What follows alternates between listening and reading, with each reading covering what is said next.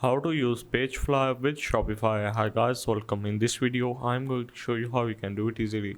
So first of all, you have to go for the add app and simply go for the Shopify app store and simply search for the PageFly and go for this one and simply install it. Once you have installed it, simply open this up. Once you are here, you have to start by going in themes, which is basically pages themes, and select any of these pages. Let's say I want to go with the home page and go for the start with template. So as you can see, there are like hundreds of templates that I can use right now. So let's say I want to go with this one. So this is a pre-installed template that I am using, which is also interactive with other devices as well. So let me show you a little example.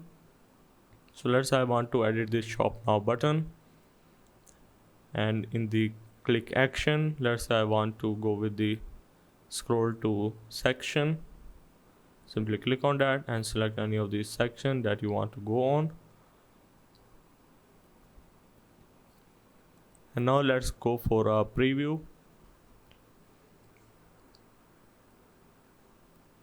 But first we have to save it, and then let's go for the preview.